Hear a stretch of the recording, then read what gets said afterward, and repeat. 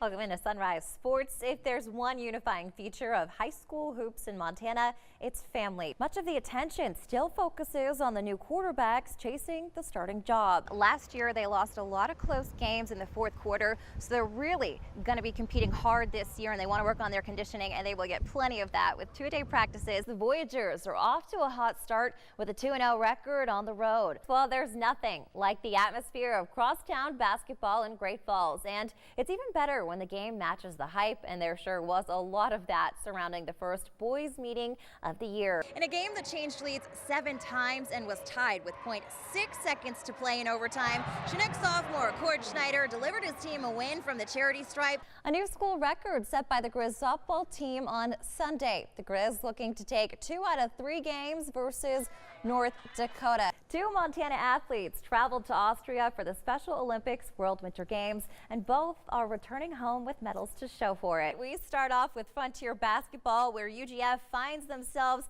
sitting near the bottom of the conference standings, but they've got a fighting chance tonight facing Rocky, as the Bears not much above the Argos in the rankings. I want to bring back to the team a little bit. What do you think we can expect from them here this summer? Well, we're obviously already off to a hot start. Michael Guinea posterizes Brandon Hollins. Poor fella was just trying to make a play.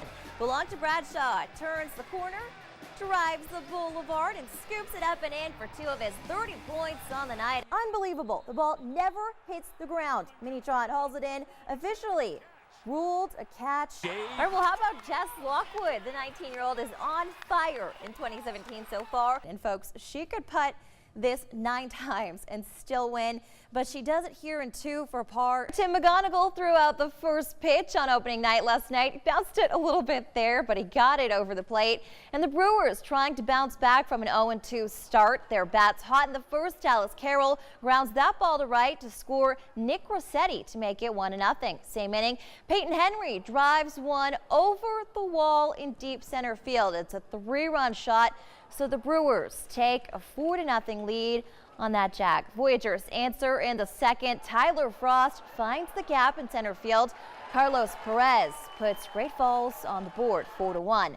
1 out in the third now. Anthony Villa goes deep, and see you later. It is gone to right field. That solo shot makes it 4-2. So we go to the top of the 4th. Brewers adding to their lead. Nick Pierre up the middle here. That base hit is going to score Franley Mallon to make it 6-2 after 4 innings. Voyagers would score 5 runs in the 6th, and they go on to win the home opener 8-7.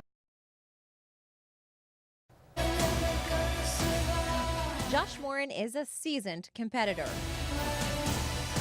Before he battled 6 different eco zones, he was a 2-time state champion as a wrestler at Great Falls High School, so he knows a thing or two about mental toughness. Wrestling is one of the most mind-grueling, mind-demanding sports, and survival's like that. It's the power of your mind. A career-ending back injury derailed him from his dream of a collegiate wrestling title. It was a deep, dark place. You know, something I've worked since I was 4 years old to, be an NCAA champion. It all of a sudden is gone. I think it was just my body's way of just telling me that I needed to slow down and reevaluate my life. He reevaluated, and after rehabilitating his back, a casting call for a new show renewed his competitive nature. I want to prove to myself that I still have it. Producers liked his backstory and his motivation to prove himself. Josh, who'd never been outside the U.S., was flown to South America for the competition. He credits a Montana lifestyle with helping him prepare. Montana, you have to be tough to live here. The youngest of the 6 competitors, Josh had a few weeks to get ready before filming began at the end of the summer, and then it was game time.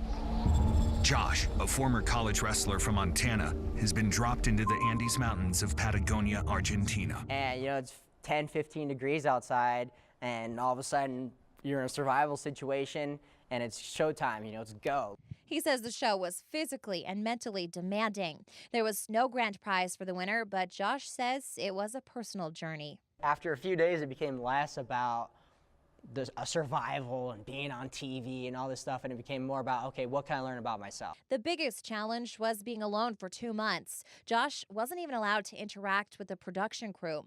He says he wrote 100 pages in a notebook he was allowed to have to help wrestle with the loneliness. I would briefly touch on the day, and then each day I would have some sort of new lesson that I was taught and how I could translate it into real life. It was really crazy. That's what made me look forward to each day is the opportunity to grow. Josh has taken many of those lessons with him, saying a return to normal life wasn't easy. You know, you play the story in your head about how you think things are going to go or how you think you would. You know, like you watch those shows like What Would You Do? And, oh, I would do this, but you never know until you're there. Tom, they say to always practice your free throws, and for good reason. In a game that changed leads 7 times and was tied with 0.6 seconds to play in overtime, Chinook sophomore Cord Schneider delivered his team a win from the charity stripe, sending the Sugar Beaters to the semis. A close back-and-forth contest throughout. Chinook led Sunburst by a bucket at the half. End of the third, Michael Buckley gives Sunburst the 1-point lead, 27-26. Refiners lead most of the fourth quarter, and then Isaac Bell ties things up at 36. So free basketball in Great Falls, and then in the extra period, only a field goal for each team. Jordan Williams with Sunbursts right there, and then Cord Schneider bullying his way in for Chinook, so things all tied up at 38 now. Now watch this sequence of events. Refiners looking for the win. They turn it over, so Bell takes the ball down court, but the layup rims out, and Trayton Pickering comes up with the board, and Schneider is gonna pick Pickering's pocket. He looks wide open, but Jeff Owens swoops in there and fouls, but that's called on the floor. So Schneider shooting 1-and-1 with 0.6 seconds to play. He makes the first, misses the second, but that's enough for the win. Chinook survives and advances 39-38. Game high 14 points for Schneider. Pickering had 13 for Sunburst. They face the winner of Hayes Lodgepole versus Centerville from earlier in the day. First quarter, Lance Strike in the lane for 2. He led the way with 18 points on the day, so T-Birds leading early. Miners were going to cut into that lead. Outlet pass to Cade Landon, HLP up 44-23 at the half. After the break, Gilbert Snow dishes to Chance Main. T-Birds up big 59-23, but the Miners continue to play hard. Carson McGinnis there for 2. Brings the Miners total up to 27 points, but everything goes the T-Birds' way today. Desmond Shambo gets the fadeaway to fall.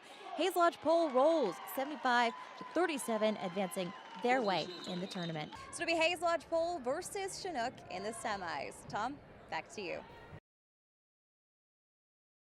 Send it down to Julianne Dellorso, roaming the sidelines. Hey, Jason. Well, after not getting the ball into the end zone the first time, Coach Hallett told JT Linder to quit picking where he was going to throw the ball or hand the ball before it was even snapped. Obviously, they made the adjustment, got into the end zone this past time. Julianne Dellorso, Montana Television Network, down on the sidelines. Julianne. Hey, Jason, there is much more energy on the sidelines this week. You guys mentioned it with players getting pumped up after big plays on the field. Well, Coach Van Diest, stoic last week, but that is not the case this week. He's already pretty emotional, pretty upset that the Raiders tight end wasn't covered on that touchdown play. He said some of the linebackers are already being fired for the game, so look to see if there are any second-string players out there next series, Jason. Hey, Jason, as you just mentioned, JT Linder is up and walking around. He ran on it just a little bit before that. Head trainer Brian Coble has been sort of massaging the knee, working it. He also worked on his right knee a little bit, but predominantly the left one. But as you said, for now, he is up and walking around, guys. Defense held Southern Oregon to 2 field goals in the second half. How well does that speak to the adjustments that you made at the half? Well, one of the things you wanted the team to work on was competing hard. We know what the score says, but how are they doing with that today? I don't think our defense is competing very hard.